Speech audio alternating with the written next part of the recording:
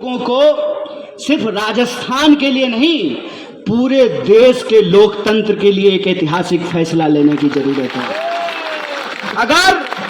अगर ये सारी योजना लागू करने के बावजूद अशोक गहलोत मुख्यमंत्री नहीं बनते हैं, अगर ये सारी योजना लागू करने के बावजूद भारतीय राष्ट्रीय कांग्रेस की सरकार नहीं बनती है, तो हमारे जैसे लड़ने वाले नौजवानों का हिम्मत टूट जाएगा। इसीलिए आप माताओं बहनों से हम अपील करने के लिए आए हैं। क्या है हमारे पास? हमारे पास खोने को कुछ नहीं है। सच की ताकत है। उस सच की ताकत से आप तमाम लोगों के नमक अदायगी का हिम्मत है हमारे अंदर। कहां से हमने पढ़ाई की है? हमने पढ़ाई की है आपके टैक्स के पैसे से। हमको डिग्री मिली है आपके टैक्स के पैसे से। हमने आपका नमक खाया है, इसलिए हम आपके बारे में सोचते हैं। वो अदानी का नमक खाए, इसलिए वो अदानी के बारे में सोचते हैं। इसीलिए हम जैसे नौजवानों के लिए राजस्थान से बड़ी उम्मीद है। उम्मीद है कि राजस्थान से इस देश की राजनीति बदलेगी, और राजस्थान से इस देश की राजनीति बदलने की शुरुआत भी हो गई है। आप देखिए कि आप तमाम, खास करके जो बुजुर्ग लोग हैं, पहली बार ऐसा हुआ है कि नहीं कि लोग कह रहे हैं कि मुख्यमंत्री के खिलाफ कोई गुस्सा नहीं है। सरकारी कर्मचारी कह रहे हैं, क्या कांस्टेबल जी उधर भीड़ में कोई फोटो नहीं खींचेगा, मुख्यमंत्री से गुस्सा है। सरकारी कर्मचारी से वोट दे दिया है ना, 90 की 99 देख रहे हैं। उन्होंने अपना काम कर दिया है, अब आपको अपना काम करना है।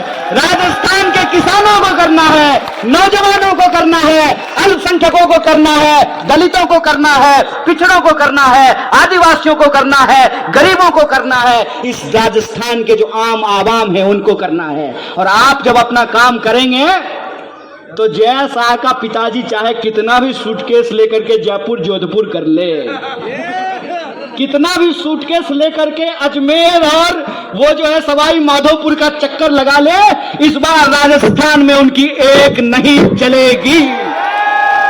इसी आशा और विश्वास के साथ कि आने वाले दिनों में आप सीकर के महान लोग।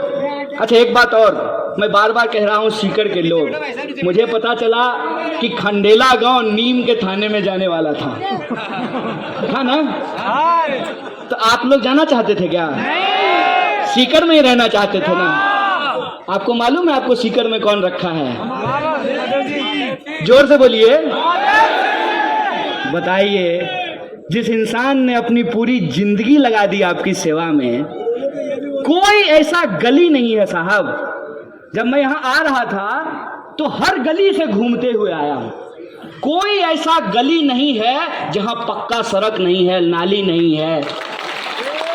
जो जनता की सेवा में दिन रात काम करता हो, उसको आपका आशीर्वाद मिलना बहुत जरूरी है। आपकी सेवा में लगाया हो, आप ही बता दीजिए, ये आपके लिए 12 महीने आपकी सेवा में रहते हैं कि नहीं रहते हैं? हाथ उठा के बताइए, रहते हैं ना? तो जो अपनी पूरी जिंदगी आपकी सेवा में लगाया हो, आपके हर सवाल को गंभीरता से लिया हो, जिसने यहां तक भी आपने जब कहा कि ना भैया हमको नीम के थाने में नहीं जाना, हमको सीकर में ही रहना हो, जिन्होंने करवाया हो, हर गली की सड़क बनवाई हो, किसी का श्राद्ध हो, ब्याह हो, बेटी की शादी हो, लड़के की शादी हो, मुंडन हो, हर वक्त जो आपके लिए मौजूद रहता है, उस आवाज को विधानसभा में होना जरूरी है।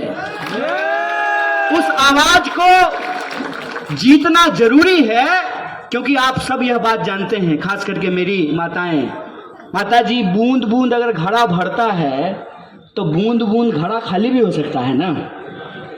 जैसे मकान बनाने के लिए एक एक ईंट की जरूरत होती है, एक एक ईंट को जोड़ करके हम मकान बनाते हैं, वैसे ही एक एक विधायक को जोड़ करके हम मुख्यमंत्री बनाते हैं। अगर हम चाहते हैं कि हमारी ये योजनाएं लागू हो, अगर हम चाहते हैं कि गृह लक्ष्मी गारंटी हो, गोधन योजना लागू हो, सभी बच्चों को फ्री लैपटॉप मिले, आपदा राहत हो, अंग्रेजी माध्यम के स्कूल खुले, 500 रुपए में गैस सिलेंडर मिले, ओपीएस की गारंटी हो।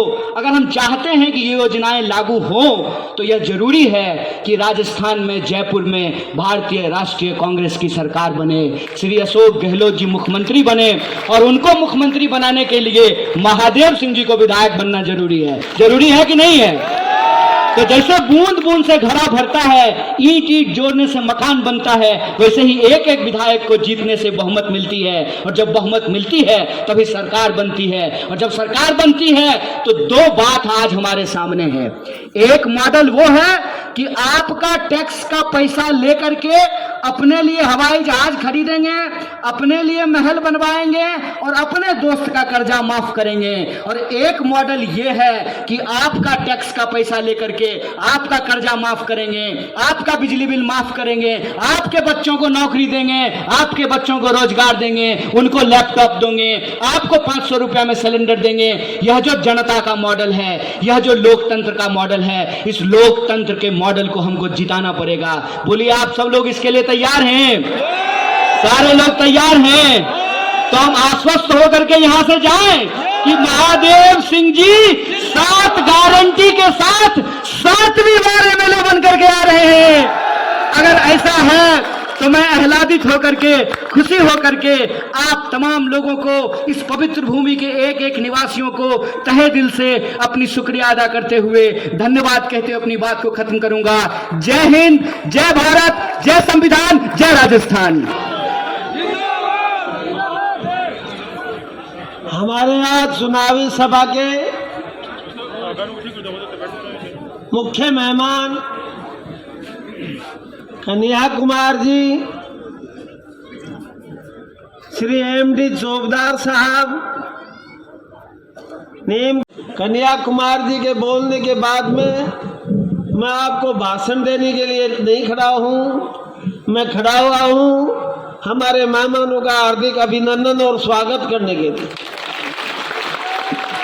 मैं इस मौके पे कन्हैया कुमार जी का, एमडी खान जी का, उनके साथ आए हुए सभी मेहमानों का हार्दिक अभिनंदन करता हूँ और स्वागत करता हूँ। मैं उनका बहुत आभारी हूँ, उनको बहुत बहुत धन्यवाद देना चाहता हूँ कि कल 3 बजे मैंने उनसे निवेदन किया था।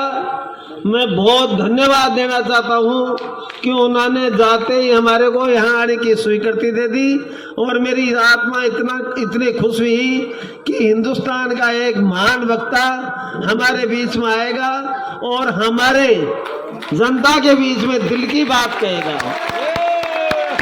मन की बात नहीं, दिल की बात कहेगा।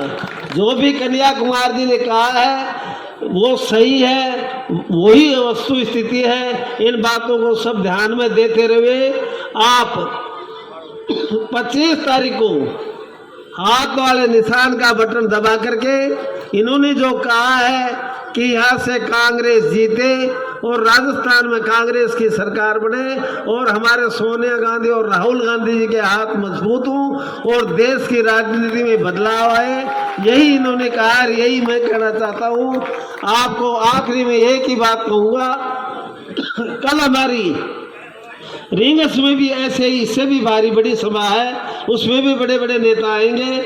आप सब लोग आना, और उसके बाद में आप 22, 23, 24 तारीख को घर घर में जाकर के एक एक आदमी को मोटिवेट करना, समझाना, हाथ के निशान पे वोट दिलाना, और 25 तारीख को सुबह 6 बजे हमारा एजेंट वहाँ पोलिंग बूथ पे चला जाए, जिससे कहना ये गुंडागर्दी करने वालों की गुंडागर्दी नहीं चले। आपने आज बहुत समय से समय दिया।